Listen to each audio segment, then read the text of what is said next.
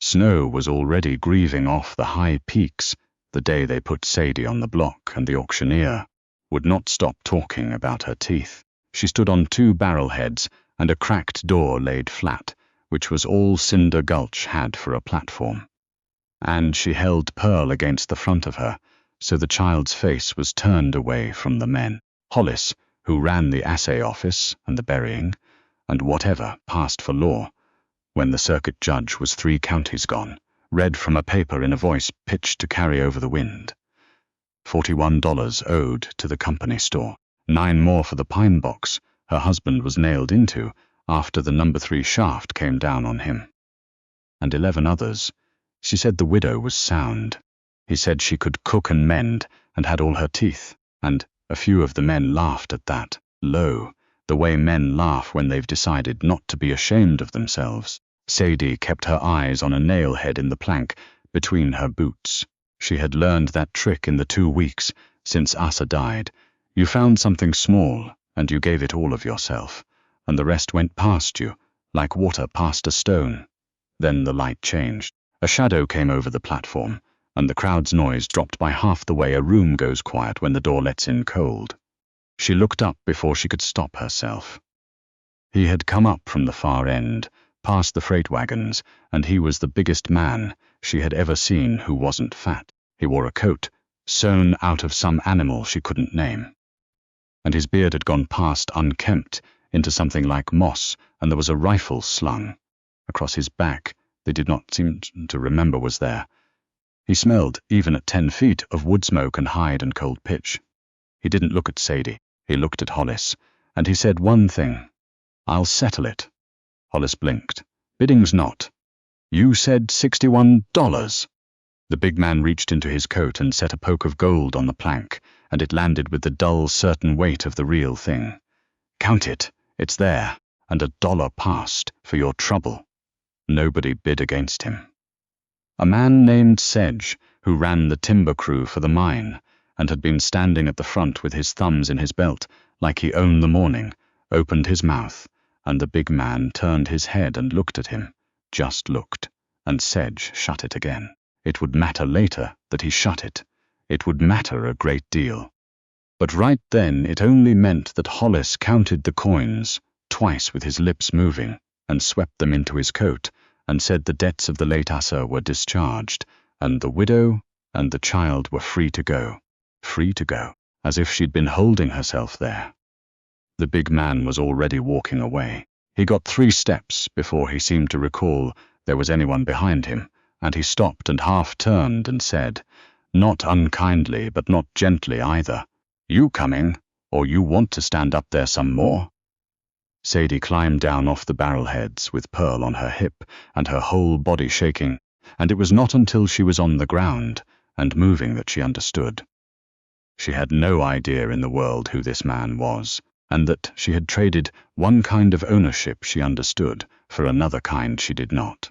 She thought about that with a cold, clear part of her mind, while the rest of her simply followed him. Because a woman with a hungry 4-year-old and no money and no name left in the world follows the person who paid. His name was Roan.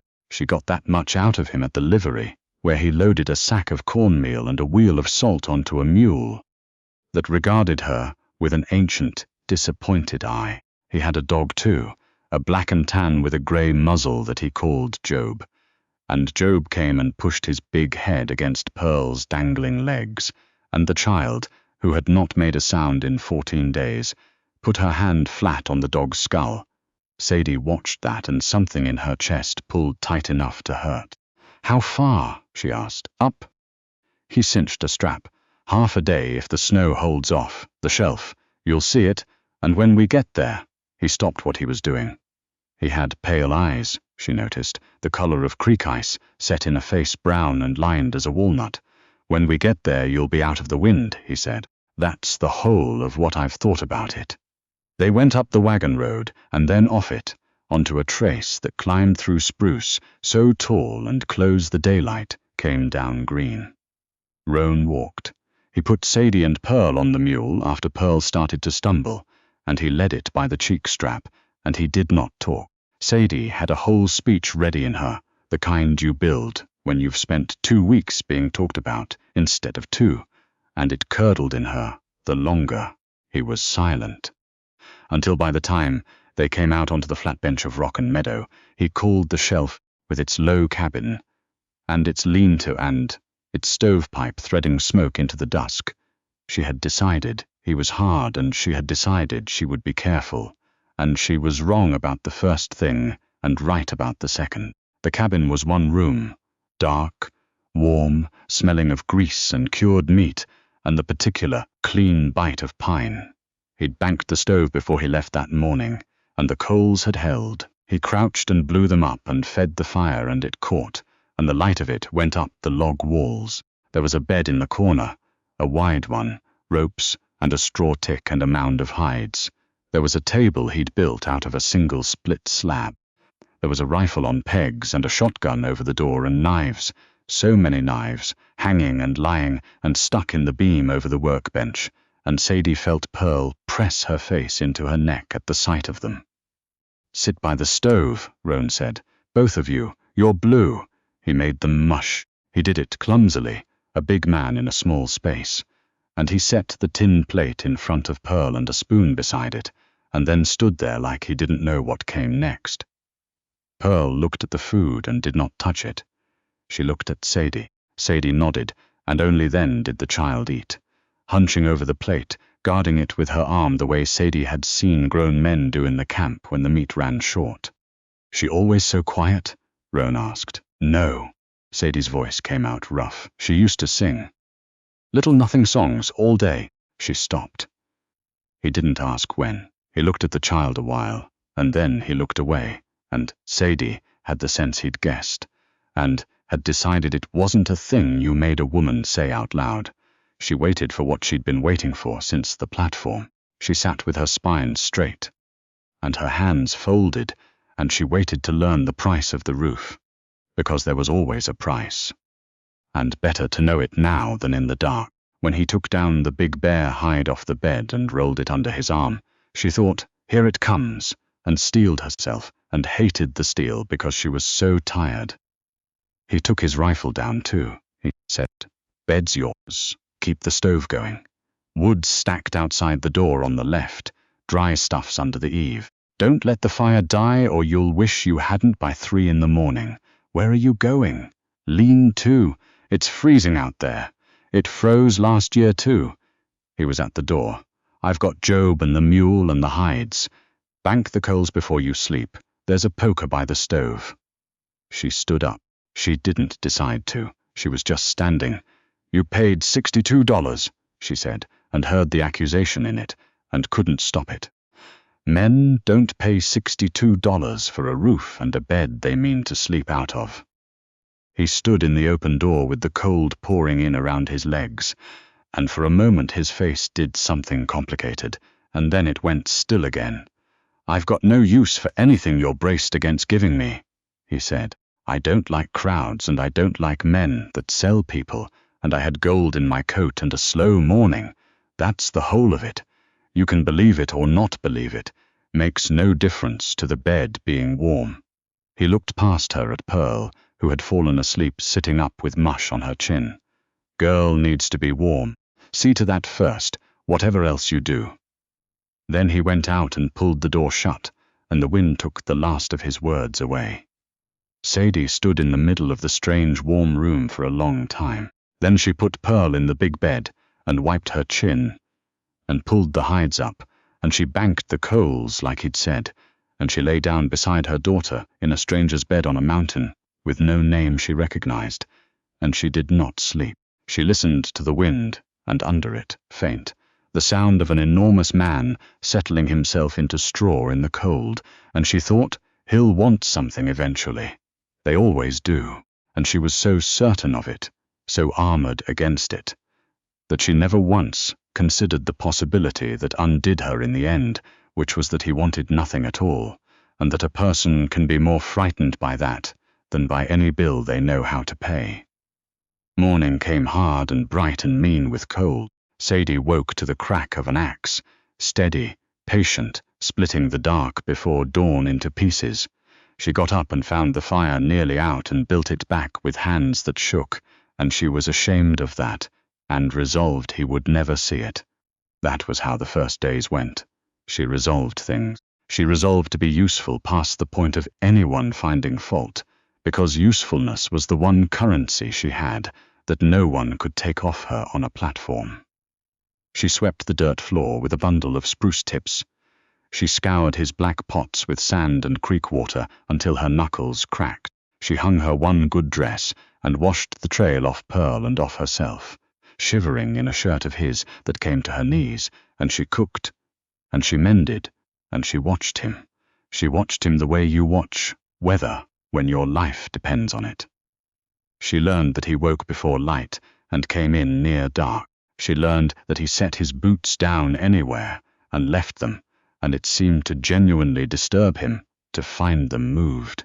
She learned that he ate whatever she made without a word of thanks or complaint, which she took for contempt until she noticed he ate the same way alone.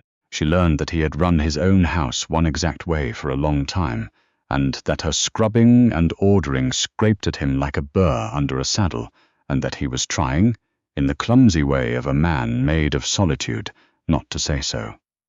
It came apart on the 5th night. He came in late and hard, a frozen hair in his fist, and the cabin was hot as a smithy because she'd stacked the stove with his best cured wood, and the table was laid just so, his cup and his plate, and a little pile of dried apples she'd found in the cellar box and cut up fine because she'd wanted, God help her, to make one thing nice. He dropped the hair on the counter. He looked at the table, and the sweat already starting on his own forehead, and the burned-down pile of hardwood it'd take him a week to replace, and something in him went flat and low. "I don't need my table set," he said. "I don't need water heated.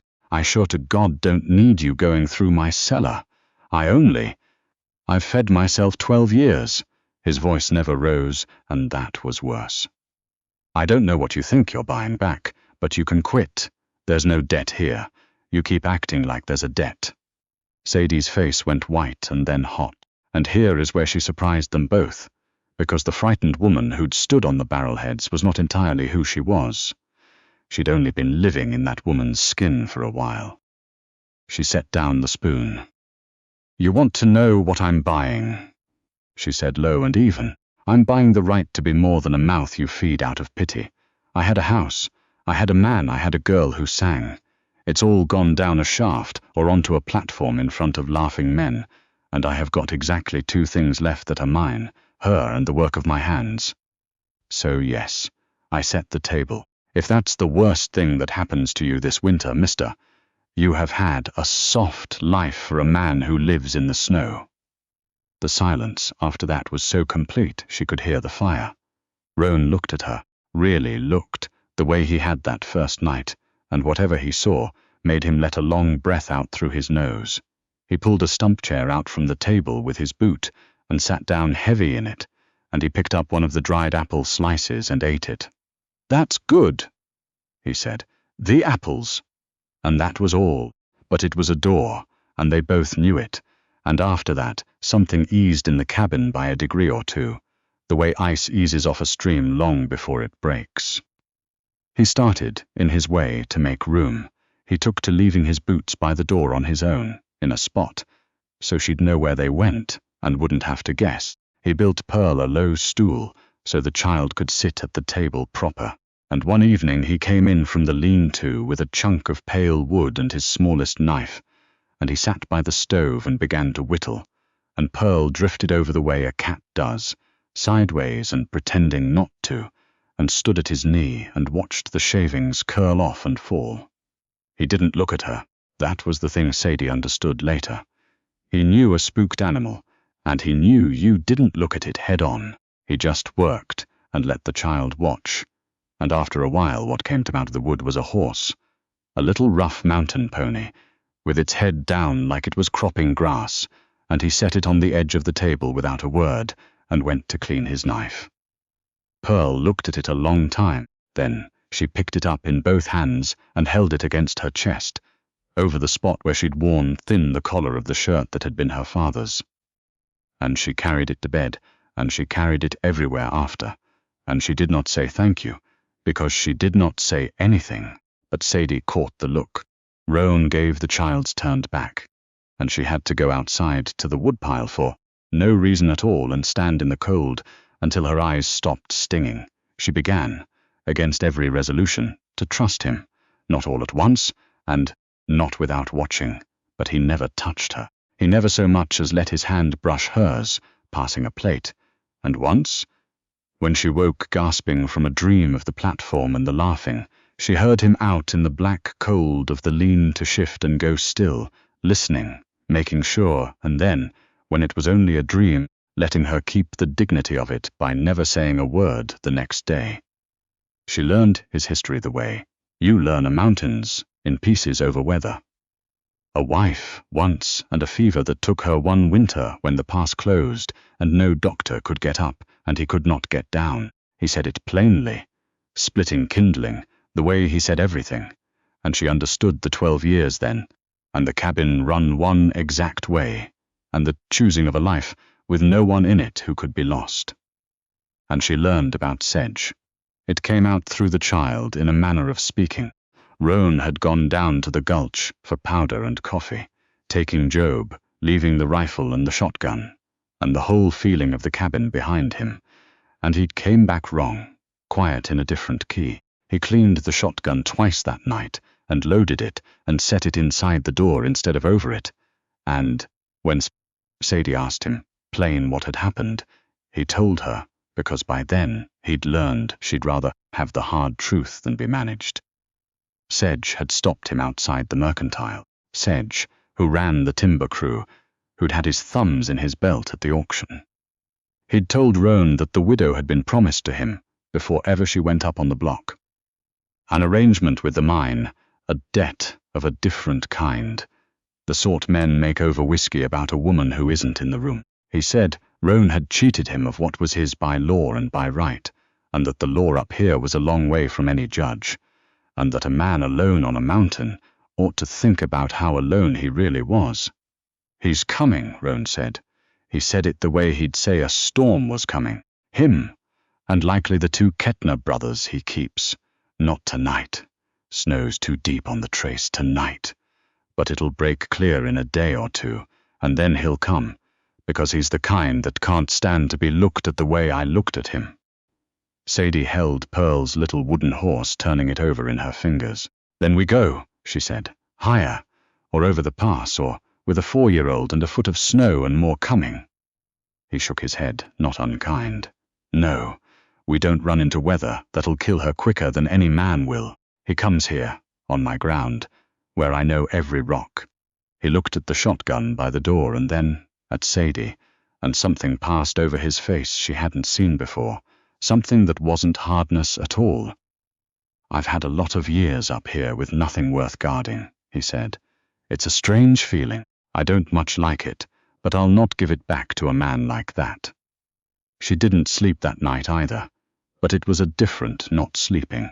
She lay awake, counting not the ways a man might come to take from her, but the ways she might help hold the ground, and somewhere in the counting she understood that she'd stopped being a mouth he fed and started being a person he stood in front of, and she didn't know when it had happened, only that it had, and that it was the first thing in a month that had made the shaking in her hands stop.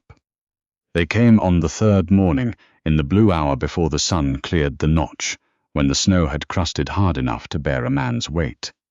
Job knew first. The old dog came off his spot by the stove with a growl that started somewhere down near his belly, and Roan was up and had the shotgun in his hands before Sadie had swung her feet to the floor. He looked at her once. "Bar the door behind me," he said. "Whatever you hear, you keep her behind the stove, and you keep that bar down." Roan, "Bar it!"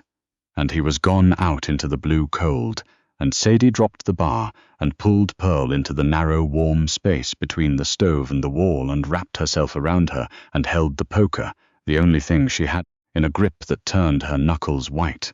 She heard voices, Sedge's, loud, ugly with cold and certainty, and Roan's low, saying something short. She heard the particular hush of men spreading out on snow. Then she heard the shotgun go, enormous, and a man scream, and after that it was all noise. She couldn't sort, shouting and the crunch and thud of bodies, and a second shot from a lighter gun that wasn't the shotgun, and Job snarling, and one high yelp from the dog that put a knife straight through her, and then a silence worse than any of it. The bar was down, she'd promised. She stared at it. Pearl's whole small body was rigid against her, and the child had her wooden horse crushed in one fist and her eyes squeezed shut, and Sadie understood, in that moment, with a mother's terrible clarity, that whatever her daughter had seen in the dark of the number 3 that stole her voice, she was seeing it again now behind her closed eyes, and that if the man out in the snow died, the 2 of them died soon after in one way or another, up here, with no one, and none of it would have a name anyone remembered. She lifted the bar. She came out into a world gone red at the edges with the risen sun. There was a man down by the woodpile, not moving. There was another sitting in the churned pink snow, holding his knee, and cursing in a thin, exhausted way. There was Job, up, alive, standing stiff-legged over something, and the something was Sedge, face down, and the reason Sedge was face down was Roan who had him, who had ended it, and who was on his knees, one hand flat in the snow, the other pressed to his side, and the snow under him going dark and wide. Sadie did not remember crossing the yard. She was there. He looked up at her, and his creek-ice eyes were unfocused, and his face was the grey of old ash, and his lips moved, and what he said, before anything else, before his own pain, was, "She warm?" The girl. She still behind the stove. "Don't you talk?" Sadie said. "Don't you dare." She got under his arm. He was a mountain. She was a small woman who hadn't eaten right in a month. She got him up anyway, on legs that shouldn't have held either of them, and walked him through his own door, and did not remember that either. She laid him by the stove because she couldn't lift him onto the bed. She cut the coat and the shirt away, and looked at the wound, and made herself not look away from it. It was low on his side. A knife wound, long and mean, and it wept steadily, and she'd seen enough of men torn up at the mine to know that steady weeping meant she had time, a little, and that a wound like this killed slow through fever more often than fast through blood, if you were clean and quick and lucky. She had none of the things you were supposed to have. She had a needle from her sewing roll, and the waxed thread she used to patch his shirts, and she had a pot she scoured with boiling water till her hands blistered, and she had whiskey he kept for the cold, which she poured over the needle and over the wound, while he arched off the floor and made a sound she'd hear the rest of her life. "You hold still," she told him, and her voice didn't shake, which was its own small miracle. "You held that door, now I hold this. That's fair." She sewed him. Pearl came out from behind the stove, and Sadie hadn't the hands to stop her. And the child came and knelt by Roan's grey face, with her wooden horse, and set it on his chest over his heart, the way he'd set it on the table for her, and Sadie's throat closed so hard she had to breathe through it to keep her fingers steady. "Why?" she said, driving the needle, needing him talking, needing him awake, "the way you need a fire to not go out. Why fight 3 men? You could have given them the goat, the ground. You could have given them anything, not you." His voice was a thread thinner than the one in her hand. "Sedge came for you," said he'd take you back down, put you back up on that door they call a table. His eyes drifted and came back. "I've buried what I loved once already. Wasn't going to stand in the snow and watch it walk off down my own trace, rather bleed." Sadie's hands stopped, just for a breath.